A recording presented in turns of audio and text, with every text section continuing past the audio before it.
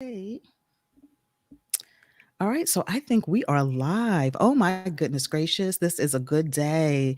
I want to welcome everyone to this episode of the Sisters Connect podcast. It's the first episode for 2022, and I have an amazing guest who's sitting with me, Dr. Monique Miller. And if I even began to tell you all the things that she did, I would be here forever. She has such an amazing resume of things that she has done, things that she's been purposed to do, which we'll talk about that. And also, we're going to talk about this amazing sorority that she has. She has a Christian based sorority, Sigma Tau Sigma Incorporated. And we want to talk a lot about that, why she decided to found that organization, and all of those things. So, without any further ado, I'd like to welcome Dr. Monique McMiller. How are you today? I'm doing well, Kim. Thank you so much for having me on Sisters Connection. I feel honored and I definitely feel joyful. I'm the very first guest. I feel so privileged. Thank you. Yes, yes, you are the first guest of the new year. It is Yes. so great to talk to you. So, I want to break down so many things because, Okay. again, like I said, I went through your resume and then we'll talk a little bit about how I found you Okay. through a mutual sister friend slash like a sister to me. Yes. And we'll talk about that. But the first thing I want to talk about is where you're from. So, you are born in New York, right? Just like, Yes, ma'am.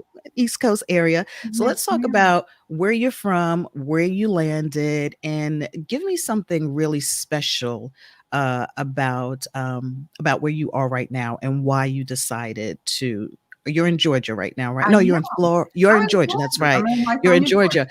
So hmm tell me a little bit about Georgia, how you landed there from New York and Louisiana, and how that became where you decided to stay. Yes, ma'am. So number one, I'm originally a native of South Bronx, the South Bronx, New York City, BX forever. Yes, I'm a BX Mm-hmm. forever girl.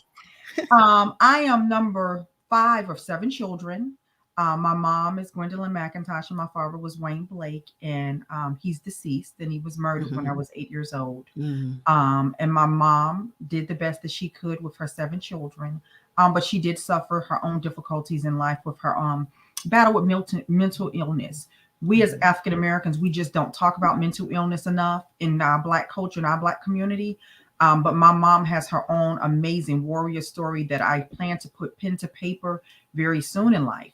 So that is my beginning. That I am a sibling. I'm number five, born in the South Bronx, in a very challenging area. Grew up in the projects, Washington Avenue projects. So I grew Mm-hmm. up on Third Avenue, Washington Avenue, Prospect, Katona, Grand Concourse, all that good stuff.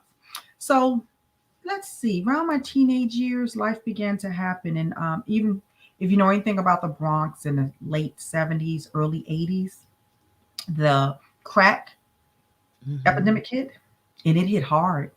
It hit horrible. We watch middle class Americans go from middle class to not recognizing themselves, and children just kind of fending for themselves because it was a horrible time in New York City, especially in low income areas, geographical areas. Mm-hmm. So we became part of what was considered ground zero in the Bronx. It was a rough time.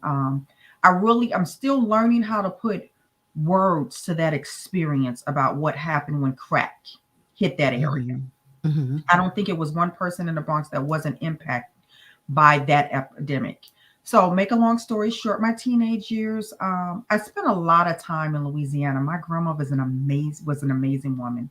Esther E. Blake was her name, and she was devoted to her children as well. And my father, Wayne Blake, was number five to her. He was her fifth son, and she was devoted to make sure that his children had an opportunity to be successful at life. So there was a time in life when I would spend 6 months in Louisiana and 6 months in New York. Mhm.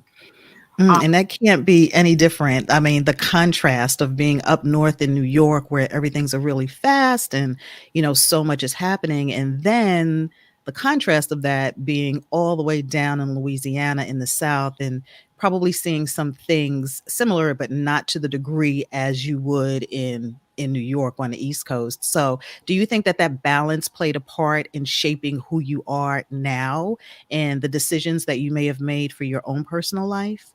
I know that it did because it was a tale of two cities. If I can add that, if I can steal Mhm, that from mhm, Charles Dickinson, Tales of mhm, Two Cities, because it was culture shock going to Louisiana, and then mhm, being back at home, I would have to readjust to the lifestyle that we lived at home.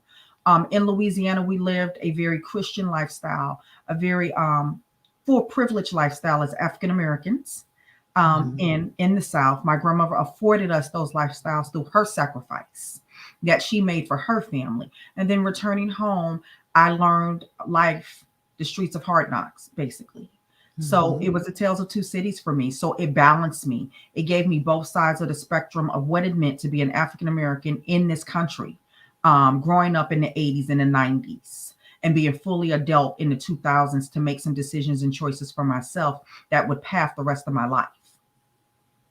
So you went on and got your master's in education. You're also you have your doctorates in divinity. I do. What made you choose the path of service in that type of way?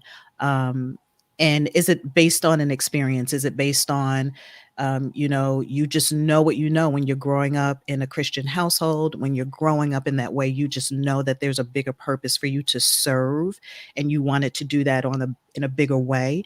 What made you choose that path? Because you have a lot of paths that you've actually chosen, which we'll talk about that.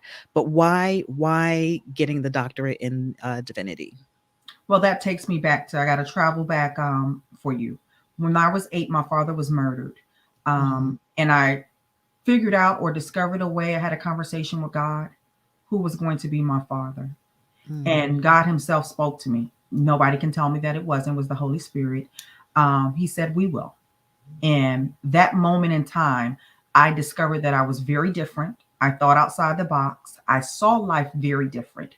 So, the view of New York City and the South Bronx, growing up in that area, I saw a lot of oppression, depression, and I saw a lot of women defranchised, if that's the word that I'm looking for, mhm, not being empowered. And I saw a mhm, lot of people with deferred dreams and dreams lost because of everyday living in the struggle. So the one thing I decided to do was, one, empower myself, that I would make it out of the South Bronx. Two, that I would go back and get others, and that I would be a voice to people who didn't have a voice. So that's how my path in divinity came about as I went along life, where I traveled and journeyed into life. Education is something that I naturally do.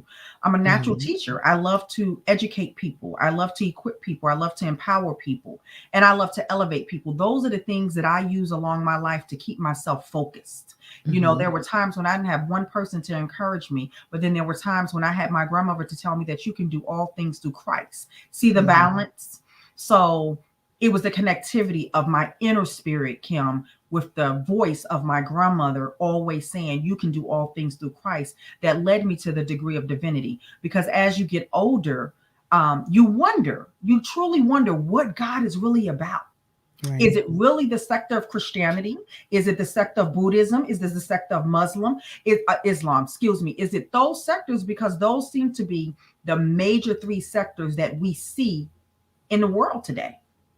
So my process of getting a doctorate in divinity was to discover the true aspect of who God was. Well, that was Mhm, the only field that was going to allow me to explore over mhm, 500 religions and to be able to interpret them, to be able to be a voice to other people, to say, you have the right to choose your path. You have the right to choose what brings you peace. You have the right to choose what brings you prosperity. You have the right to choose that brings you strength. But my choice is Christianity. But you do have the right to do whatever you choose to do. But this is my choice. And that doctrine in mhm, divinity was a changing moment in my life. Now, there's a story behind that, but yeah, that my mhm, dissertation wasn't accepted at first. And mhm. then I had to go back and do it again. So I always say that I earned my doctorate twice because I did. Wow. I first of all, I didn't know that there were that many religions out there. I never knew that, and it's really interesting. I love the fact that you say that It's a personal choice in who and how you want to serve, and that we have to, I guess, in a sense, we choose what is right for us. Yes, ma'am. And I don't think I've ever heard anyone in your position say that, and I think that's pretty incredible, because I think it's true. Whatever gives you the peace that you need. We all have our own paths that we have to chart, right? Yes, ma'am. So I think that's actually fascinating. That, oh my goodness. So that just kind of blew me away. But everything about you blows me away. So you're on that path in your life, education, being in the ministry, and then also you follow things in your own heart, because you are a girly girl where you love makeup and you've explored that part of yourself as well. You've been in New York Fashion Week as a traveling makeup artist, or being a freelance makeup artist, I should Yes, say. ma'am. And you've done things like that where you've been able to travel all over. So, when do you have time to do these things? Like, you've got so much happening, but how did you set the time for yourself to say, you know what, this is also a part of me and the thing that I want to do, and I'm going to do this? And that's why I think I respect you so much, because you you think of what it is that, or whatever goes into your heart or into your spirit, is what you act on, and not a lot of us do that. Tell me about that journey where you decided that you were going to do that in the midst of all other things that you're doing as well. Yes, ma'am. That journey led me, 21 years old, back home to New York City, accepting a job with Lancome Cosmetics and affording me the opportunity to be in those areas, to meet Mhm. celebrities and be in the entertainment world and be at Fashion Week and meet Bobby Brown and Sam Fine. I actually trained Mhm. with Roxana, the late Roxana Floyd, the amazing makeup artist Roxana Floyd. Everybody can Google her. She was my mentor and she was my trainer, and she also was my insight into the business. So that in itself on the freelance side, but then on the professional executive side was Lancome, where the discipline came in, understanding the chemistry of makeup and the science and the aesthetics of it. There's so much that goes into cosmetics. It's not just the colors that we see with the pigmentation, but it's how we take care of the skin, where we Mhm. apply it. But here, you ready for Kim? You ready for this, Kim?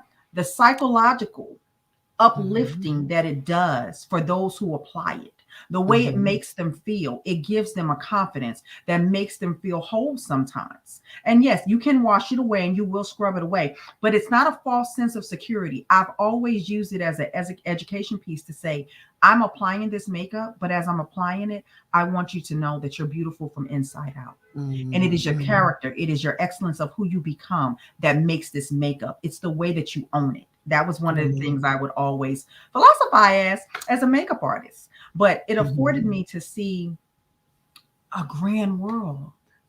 And I remember my grandmother telling me, "So you decided to play with makeup for a living?" I remember her telling me that, because I didn't Mhm. decide to become the lawyer she wanted. I didn't decide to become the full time public school teacher she wanted. I decided to become an executive cosmetics buyer. I decided to become a freelance makeup artist, to be able to participate in Broadway, to be able to participate, like I said, in Fashion Week and meet these incredible people that would shape who I am today, to give me Mhm. a different perspective and broad horizon on how to view people through color, through the application of cosmetics.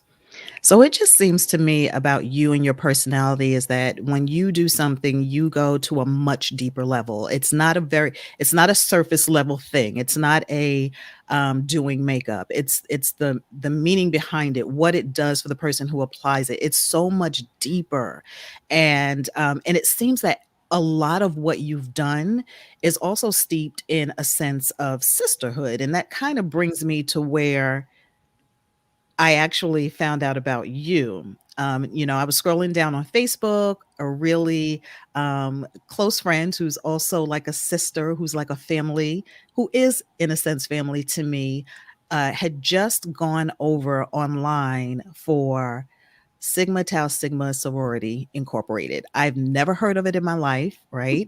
Never knew there was, and shame on me, never knew that there was really, like, other than the Divine Nine, that there Yes, were other ma'am. sororities out there that Black women were in or a part of.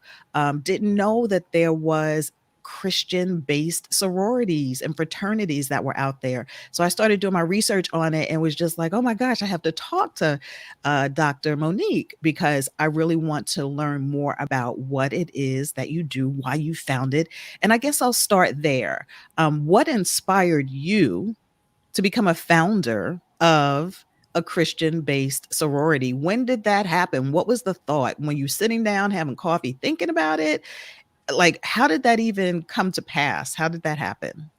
Well, no. So goes back to my bringing, my upbringing and my raising, rooted in Divine Nine, my legacy, Divine Nine, OES, Masons. So my Louisiana family introduced me to that culture and that lifestyle. And Mhm. also attending a Black historical university also introduced me to that lifestyle. And So what that's university was that? What was Southern that? What was University, Southern can University, okay, can I tell Baton you Rouge, something? Louisiana. Yes, ma'am. I got accepted to Southern University, was on my way to Southern, and at the last minute chose to go to Prairie View A&M. Oh my gosh. Sis, you could have been a Jaguar I could have been with a me. Jaguar with you. Oh my But you gosh. know Okay, what? That's that's all right. You ugh, still chose a historical Black university, so big ups. yes. We gonna keep it To right there see in the 6 family. degrees of separation. We were That's almost it. there. That's Okay, it. okay. Yes, All right, go ma'am. ahead. Yes. So, with that being said, that was a culture that I was always around in the South. So it was Mhm. a part of my family's lifeline. That's where I want to put it. Okay. All of my family's choice are alphas and AKAs. So Mhm. we have very few deltas and zetas, but we do have alphas and AKAs. That's my legacy bloodline through there. So now bringing it up to me, I've been some different places and I've done some other things. I'm gonna leave that just like that. Mhm. We all have. Go ahead, go Yes, ahead. ma'am.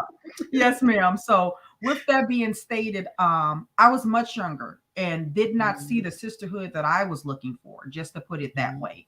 Mhm. I was accustomed to seeing a lot of favoritism, backstabbing, not really wanting to be there as a sister for each other, but a form of competition, too, if I may say, was prevalent Mhm. among the African American community. And it didn't help that reality shows were coming out that was presenting us in a light that was just kind of not favoring who we were as strong, powerful, educated women, women of strength, women of Mhm. knowledge. It was degrading us. I'm just going to be honest. The reality shows were. So 2003, it hit me. I got a message from the Most High, and He spoke it into existence. He spoke it into my soul. He was like, "So listen, we're going to do this. You're going to have this ministry." And at first, Kim, I'm going to be totally honest. I thought He meant a women's ministry traditionally, as you see it. Mhm. For most people in the ministry, you have a women's ministry in your church, or you launch a ministry that caters just to women. Mhm. So I did something different. I got the message, I got the memo, but I did something different. And what I did first was conferences. That's kind of what I did first, catering to empowering women and just reaching out to them and bringing them to me to get a feel of what really needed to happen in the Christian community. The only way you're going to really understand something is that you must put yourself inside of it first in Right, order to right. study it. So I don't do anything without being knowledgeable and educated about it. The next thing that happened was after I did a series of conferences, I wrote a book called Grown and Saved that I released it in 2009. That was so transparent. It was so raw. It was so real. I was almost number one scared to release it, but faith over fear. Look, Mhm. faith over fear, no fear over here. So Mhm. I released it. That book, Grown and Saved in 2009, had so many women come to me and say, "Hey, Dr. Mo, um, and at that time, I was Reverend Monique. Hey, Rev, apostle, because I became an apostle in 2008, and hey, listen, you're talking to me. You're speaking my language. What are you doing? Is there something that you can do for us on a broader scale?" Well, Kim, I'm gonna be honest. I really didn't understand what that meant because, again, I thought outside the box. I was a little bit different. I wasn't moving like the other mainstream ministries that were catering, quote unquote, to women and having these gigantic conferences. But then most of the women that left the conferences still didn't feel the sisterhood and the connectivity. I Mhm. wasn't moving like those particular people. So I was like, okay. 2014, I joined a Christian organization. Check that out. I joined a Christian organization in 2014 just to see what that looked like and what that felt like. Mm-hmm. And I stayed within that Christian organization for a while. And again, it wasn't the fit for me. It wasn't satisfying. Number one, a mission that God had given me. And number two, it wasn't feeding my soul. Mm-hmm. No knocks to anybody else, no shade, but it wasn't fulfilling me or my mission. Does that make sense, Kim? It just wasn't Right. fulfilling me. So life turns out, things happen. I left that sisterhood in a broken place, just to be totally honest. And then in 2016, my house burned down. I lost everything in 2016. And just like God, to be God, in my brokenness from sisterhood, in my brokenness, losing all of my worldly possessions at that time, he spoke it again. He said, I need you to build an organization that's a safe place for my daughters, that's a safe place for women in Christianity. And I said, God, I have nothing. All the money I have is what I have in my checking and my savings. My business went up in flames because it was part of my house. I was an entrepreneur at that time at Love Corporate America. And I was a life coach and I was streamlining small businesses. I was an entrepreneur. So it just went up in smoke. So I said to Mm-hmm. God, okay, here I am in a broken place with sisterhood, because now I left the Christian organization I was a part of. So I had no connectivity over there. It was it was a nightmare. But you Mm-hmm. know, God is a healer. And then I was displaced, Kim. I was so displaced in life. I didn't know what my next step was going to be. And he spoke it clear as day. He said, if you don't build this organization for me right now, everything else you do later on down the road, it's going to come up and go down. And I said, wow. I said, okay, God, if you're serious about this, how is this going to work? And I said, God, if you're serious, you're going to send the colors, you're going to send the information, you're going to send the women, you're going to send everything. You're going to give me the wisdom to do this, because I have nothing to do this with. Right. So a friend of mine, who's still a dear friend of mine, who is actually the COO of the organization, Sarah Tracy Thomas, she called me on the phone. And her exact words to me, I will never forget it. I tear up every time I talk about it. She said, sis, you got to get up because women are waiting on you. And I remember being depressed, Kim. And I said to her, I don't know what am I going to give them? I'm broken right now. She said, you're going to give them you. You're going to give them your experiences. And I remember talking to my husband and I said, I got to do it. He waited for years, by the way. We'll get to that one in a moment, but he waited for years to see me do this. Mm-hmm. So I took $500. I'll never forget it. I had like $1,000 in my savings account, Kim. And I took what I had in my savings account and I called the closest attorney I could find that would take my situation. I didn't want to do anything on my own. I wanted it to be legal. I wanted it to be qualified, justified, registered right. I wanted all of that. And I remember talking to this young lady named Lisa. And she said, Dr. Monique, we will take you. We will take you. And she discounted her prices for me to establish a Christian Greek sorority because, again, she had never heard of one. And she Mm-hmm. was so intrigued with what Mm-hmm. I was doing, how I was doing it, the passion that was behind it, everything that I sent to her behind the scenes. She was like, OMG. And then she did her own research and she was like, if I can be a part of this establishment, the foundation of this for you, you got it. And we did it. So 2016, we established Sigma Chi Sigma Sorority Incorporated in Lithonia, Georgia. That's amazing. Thank That you. there's so much about this to me. I think it's amazing. I also want to take just a bit of a pause because we are recording this and actually showing up live in YouTube. And I just wanted to, I believe that some of your sorority sisters are here, so I just wanted to shout out some of the names: Dina, Rashonda, Cherie, Anita, Nicole. Hey, Um, ladies. Hey, Sarah. some of the ladies are here. They are Go get your here. sorors. Let Mandy's them know. here. Share the Yes, let link. them know Share we're the link. here. But I definitely wanted to shout them out as well because they're here supporting. But I so okay, and I didn't mean to cut you off, but there are some other things that I wanted to get to too, and asking. Hi, Ingrid. We see you there too. Um, but all right, so when you started and I think when things happen, when something is put dropped into your spirit, something is put on your heart, when you feel and you know that it's guided from God, it seems that situations open up, people start to enter into your life, opportunities start to begin to open up, things that you didn't have prior to help you to bring this thing to fruition, which is what happened for you. But I do want to talk about the experience of being a part of another organization and understanding, just like seeing other organizations that were out there that didn't really feel for you that they were a fit.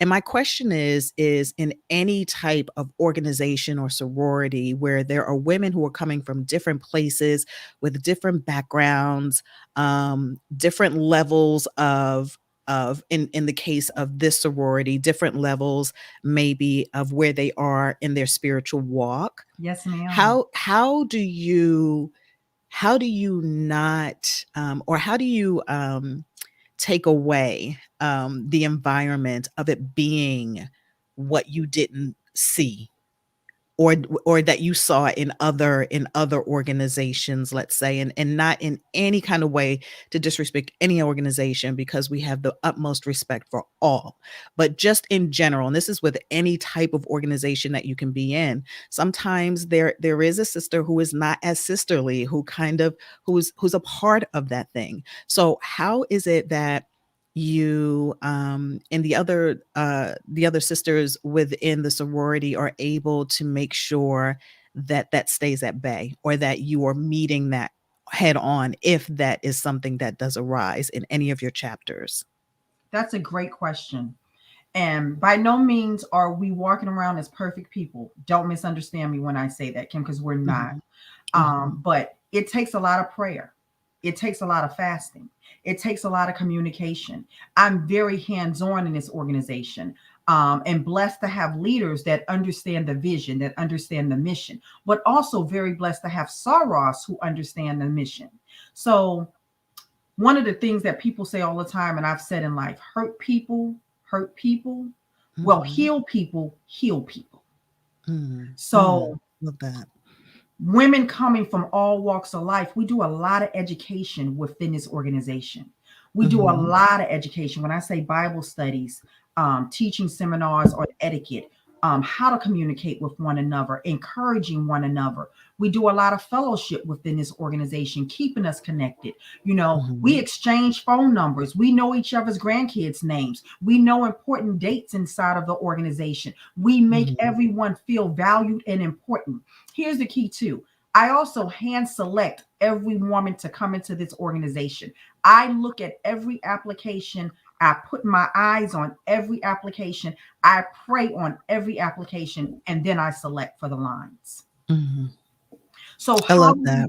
how do we manage it? We manage it by wisdom. And I'm not talking about intelligence wisdom. I'm talking about divine wisdom. Mhm, By incorporating and implementing the things that we know we want to see as women. Don't you mhm. want to be celebrated, Kim? We celebrate them. We Right. celebrate their birthdays. We celebrate their anniversaries. We celebrate them graduating from college. We celebrate their children graduating from college. We celebrate them.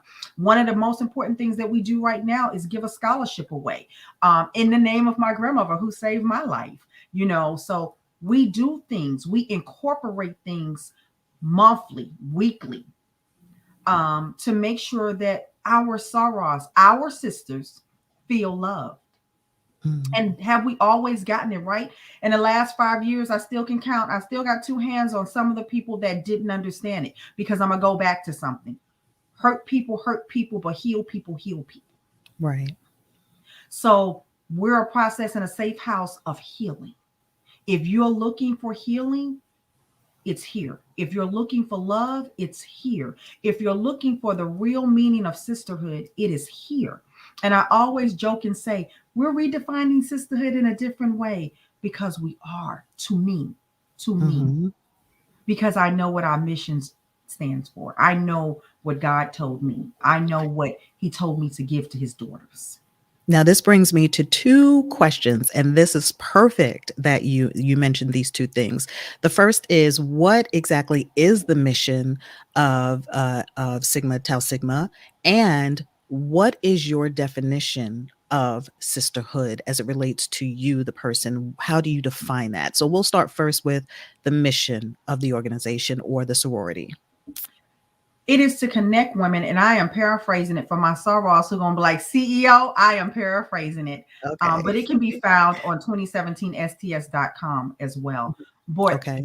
it is the mission of Sigma Chi Sigma Sorority Incorporated to connect women from different spiritual backgrounds and cultural backgrounds as well, under the roof and the covenant of God. That's really what that mission is. Mhm. Accepting them and loving them from all walks of life, employing something that I call the 4 E's: to educate, empower, equip, elevate. Those Mhm. 4 E's will always change and impact someone's life for the positive. Now tell me about some of the amazing sorority sisters that you have. Who are some of the amazing women in the sorority? You can name names if you want, or you can just, as an overall, just kind of give me an idea of the type of woman that is a part of your organization. So I'll go. So the first thing is my daughter. She is my spiritual daughter, but she is my baby. She's come to me, and she's my national dean of pledge, and she's an amazing Mhm. woman. But she's a woman of faith. She's a wife. She's a mother, and she's a nurse. So Mhm. that's her, and her compassion to give and to heal and to see other women healed. And that is going to be Sarah Kier Matthews. Diadem Power is what we call her within the sorority. The next one Mhm. is going to be Sarah Tracy Thomas. She's that person. Sarah Tracy is that balance. She gives them the practical wisdom of being an everyday woman, meaning strapping up your boots, because she was a teenage mom and she Mhm. raised two successful children, both college grads, both boys. She's raising a third child now. She's a mom, she's a grandmother, she's a wife, she's a woman of faith.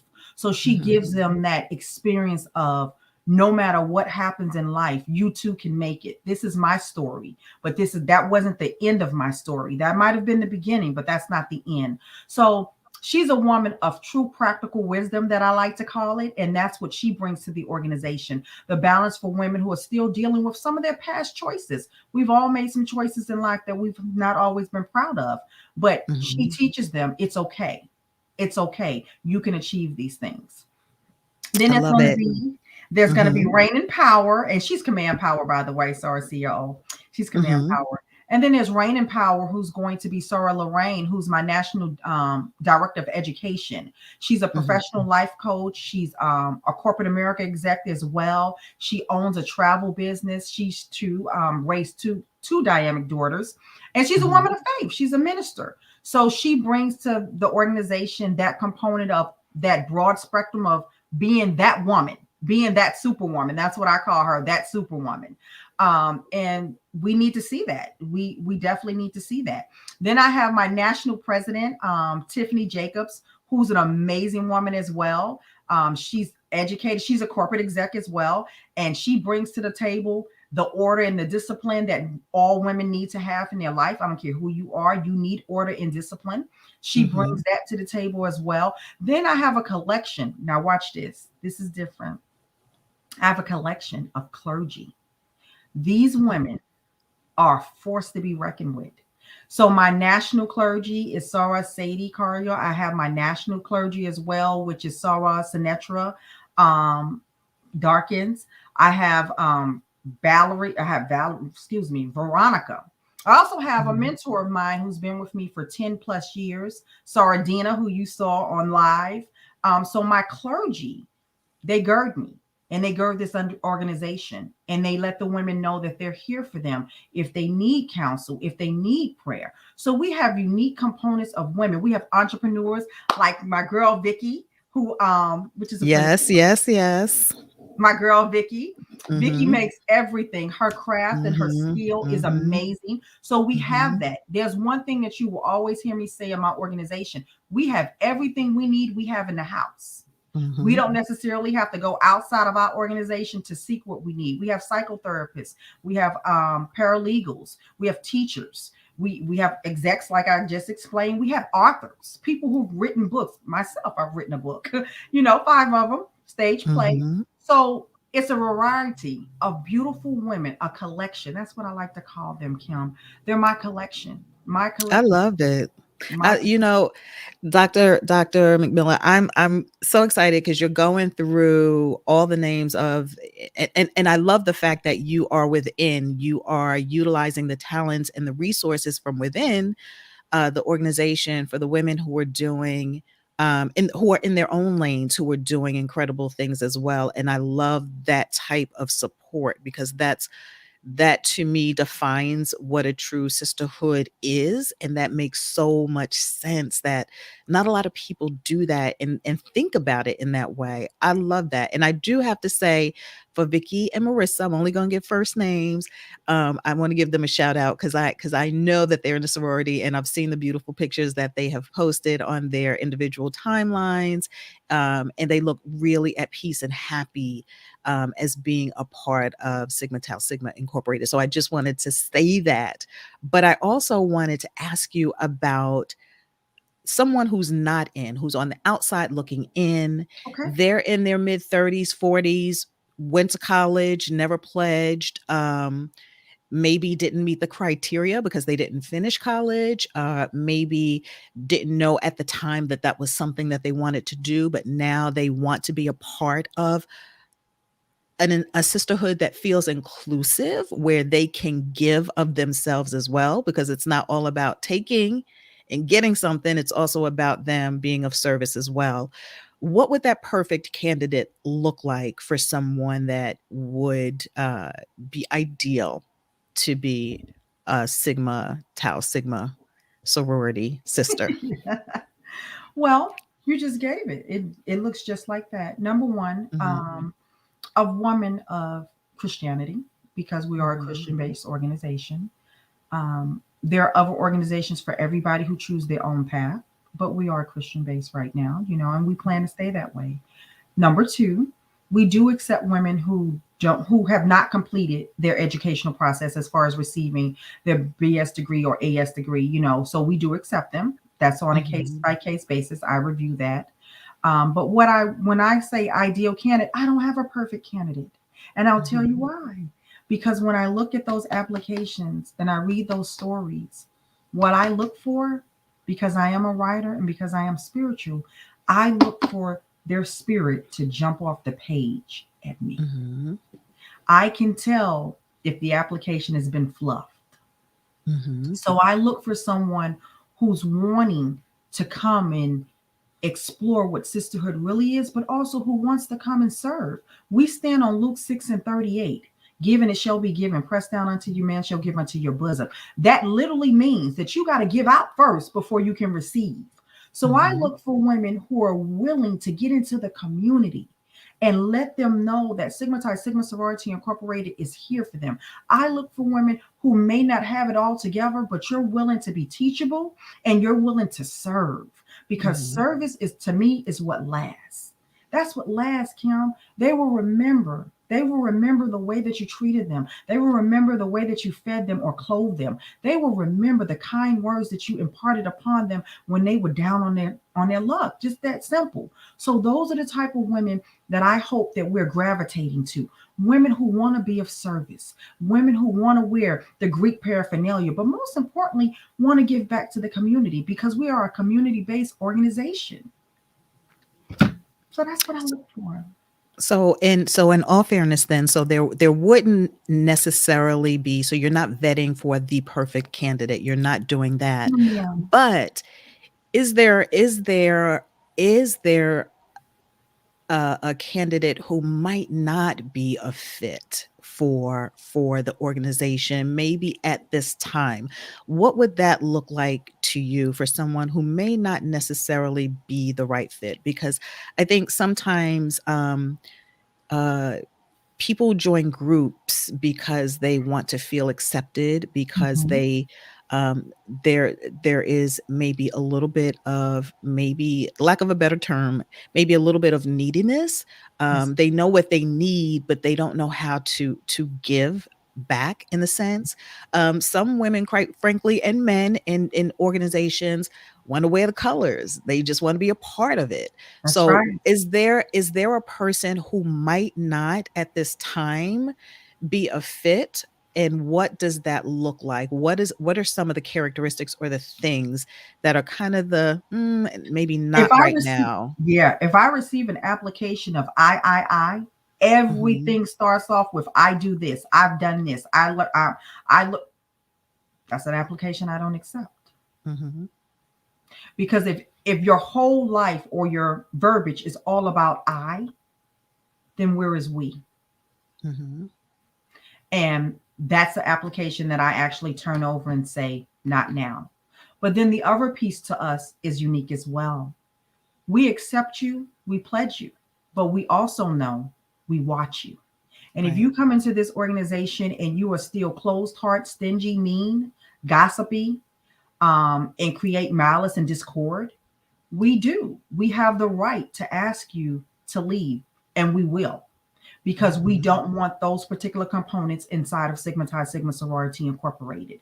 And we've had some people, and again, in our establishment, we haven't been the perfect fit for some people, because when they read Greek organization, they think it's going to be set up like other Greek organizations. And we're Hmm. not. So we're Hmm. not a perfect fit for them too, because we do too much. We too much of service. We too much of God, or we don't club enough, or we don't hang out enough, so you get that sometimes, Kim. And those are some things that I've had some women leave for, to say this is not a fit for me. I thought this was going to be a Greek organization. I really don't know what a Greek organization means, but I've Hmm. had someone tell me that, and I'm okay with that. I've learned over the years to be okay with our identity, because I'm okay with our identity. And yes, if you're not a good fit, we will ask you to leave. We will Hmm. ask you and say, hey, listen, we gave it a good run. We gave it a good try. You're not a good fit. And it's an open door policy for our organization as well. If you approach our leaders and say, hey, listen, I'm not a good fit, we have a motto that's called No Sister Left Behind. That means that we'll leave the 100 to go get the one. Hmm. But Hmm. if we can't draw the one back in, we leave her with grace and peace, you know? Because sometimes we may not be the fit that others need. Right, And it's right. okay. It's okay to not be everything to everybody. But those who we are called to, who understand the assignment, we understand, we're lifelongers. We're here together. Hmm. I like that. I like that full transparency, because that's not an easy question to answer. We want, everyone wants to be very inclusive and supportive and all of those things, but I do like the realness in the answer, because that's a real thing. It really definitely is a real thing. We're not always on the same path. We don't Mhm. always have the same vision or mission. And a lot of times we get connected to things based on what our agenda is for the time. You know what I mean? What the need of what it is that I need right now. And that might change 6 months from now. Yes, ma'am. So, needing to make sure that you're, where your heart actually lies. And also knowing and managing expectations as to what the sorority is actually there to give, and what it can give and what it cannot. Yes, ma'am. You know what I mean? So understanding that as well. So what is next for Sigma Tau Sigma Sorority Incorporated. I just love saying all that. What's next Mhm. for the organization? What's the big vision? 1 year from now, 5 years from now, 10 years from now.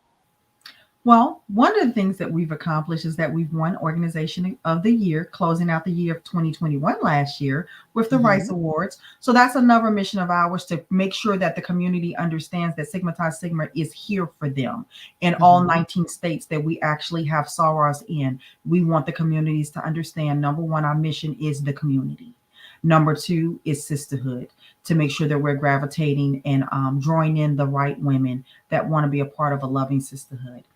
Now, 1 year from now, see, you're making me go into my vision plan. Hmm. 1 year from now, I would definitely like to expand our chapters. So, right now, we Hmm. have a number of chapters under 10. I would like for us to be, I would like for us to have 20 chapters 1 year from Hmm. now. I Hmm. really would. And, I know that sounds like a gigantic expansion plan to my leaders that's on here. They're probably passing out right now, but it can be done. So that's one of my missions for 2022 is to expand us from 6 chapters to 20 Hmm. chapters. The Hmm. other thing from 10 years from now, I want us to be a household name. I want Sigma Chi Sigma Sorority Incorporated to be known in households in the United States and globally. That's what I want 10 years from now. Because again, it takes a village, but it'll take all of us to get it into every household. Absolutely. And where are some of the cities and states that you are currently in right now? We talked about this earlier, Yes, but ma'am. just kind of mention that out where you are. So we have sorors in the north, south, east, and west, but our registered chapters are going to be North Carolina, South Carolina, Pennsylvania, Florida, and of course, Georgia. Nice. Now, what's the difference between registered chapters, Kim? I just got to throw this educational piece out here Go right it. Go because you'll right. see people not understand that. Registered chapters mean that you are registered with the Secretary of State in that state to do business in that state. Because what you'll Mhm. have, quote unquote, just for people to, their popularity contest, is that they'll say, oh, we have a chapter in Hawaii, but you look them up on the Secretary of State and they're not there. So they are Mhm. legally operating in that state by letting people know that they're there. Got you. That's Got the you. difference between registered chapters, just like Sigma Chi Sigma Sorority Incorporated has accomplished. We are federally registered with the United States Patent and Trademark Office. So Very we are nice. registered. Yes, ma'am. Federally All right. registered. So I don't doubt at all that by the end of 2022, you will have, I'm going to put it out there, you're going to have 22 for 22. How about that? That's I how many love chapters it. you'll I have at the end receive of the it. year. I receive um, it. for sure. And also I want to know about you. What's next for you outside of the organization? What personally are you tapping into for yourself? Or is there something that you want to kind of dis- uh, to discover to do that you haven't done because you've done so much already? Is there the thing that you haven't tried yet that you'd like to try, and maybe this is the time to do it? Yes, ma'am. Thank you for asking about me. I appreciate that, Kim. For myself, for Dr. Monique McMiller, is relaunching my brand, the Dr. Monique McMiller brand, Mhm. and taking what I have grown and save conferences all around the country. That's what I'm actually looking to do. It's called Grown and Save. It is named after my books, Grown and Save. But that's my new agenda for my personal life is to take the Dr. Monique McMiller brand and the subtitle Grown and Save all around the country and to have those real moments, those raw moments with women, because that's who I cater to. I cater to women, all colors, so I don't all in across all barriers. But that's what I do. That's my thing. So hopefully, prayerfully, in 2022, my brand will relaunch and emerge out of the ashes that went down in 2016, and Grown and Save will be traveling throughout the country doing those conferences, Grown and Save, and just bringing women from all walks of life again to one area and empowering them and loving on them for a couple of hours to let them know that they're valued, they're heard, and they are important. All right. And besides asking about your information and how women can reach out to you, I do have one final question. True. You are a woman of so many talents, so many gifts. You've done so many things, and you have so many titles. If you were to extract all of those titles and tell us who you are to the core of who God made you to be, what are you? Who are you as a woman, and what are you most proud of about yourself? Hmm. That I survived, Mm,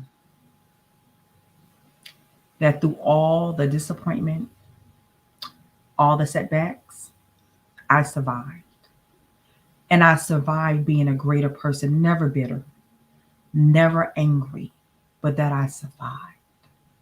And because I survived, I exist. mm, So that's that.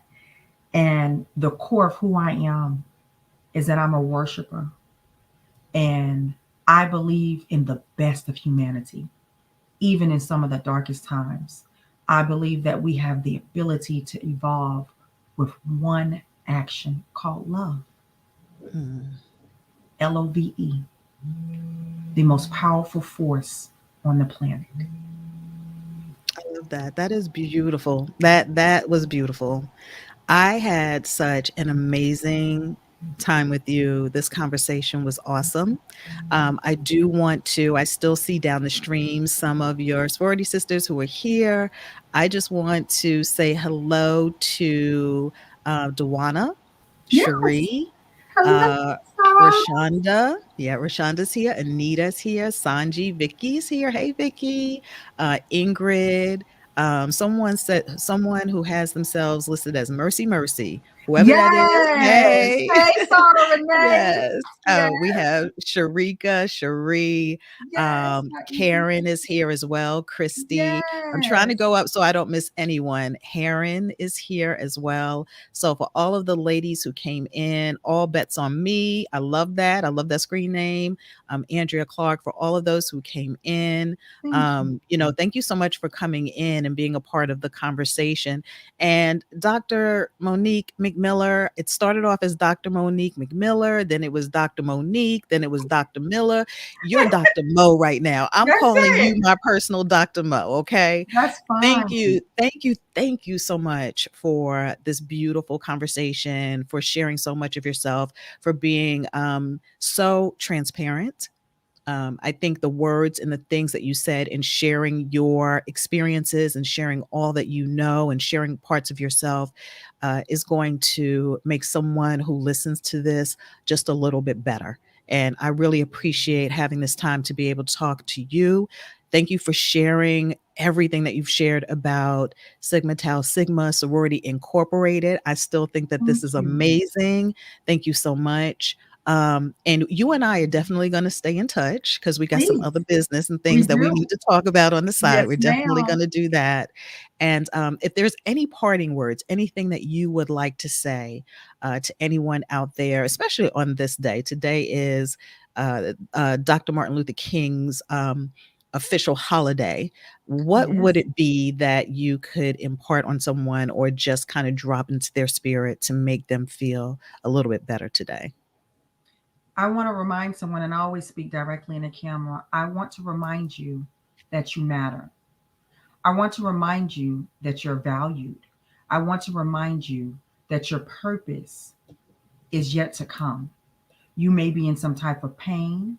You may be displaced. You may even feel disvalued right now in your life. But you have a purpose and God has a plan. And if you stick to the purpose, God will fulfill his promise with the plan. Don't let anyone tell you that you cannot survive it and that you cannot exist because God created you to do all things through him and you can do just that. Be a vessel of light and become a vessel of love. Shalom. And let the church say amen to that right there. Drop the mic on that. Yes, love it. Thank you, Dr. Mo. Thank you so Thank much. you. It's been Um, amazing. thank you, thank you, thank you. So And let me this is plug. Can I something plug for one moment? I need to plug. absolutely Let me plug, plug. plug away. Okay. Yes, yes, yes. The organization website is 2017sts.com. You can go there, view our organization, explore some of our mission is there. Some of our services are there. So you can explore, explore, explore. Also, send me a friend request at Monique McMiller on Facebook. And on IG, I am McMiller M. So that's my handle over there as well. And Sigma Chi Sigma Sorority Incorporated, we thank everyone that has supported us, including you, Kim. Thank you. You're Thank you for welcome. being a voice for us. Thank you for allowing your platform to become a part of who we are. And I want to say thank you to Vicky and my soror, Vicky and Marissa, for bringing this beautiful vessel of light and love into my life.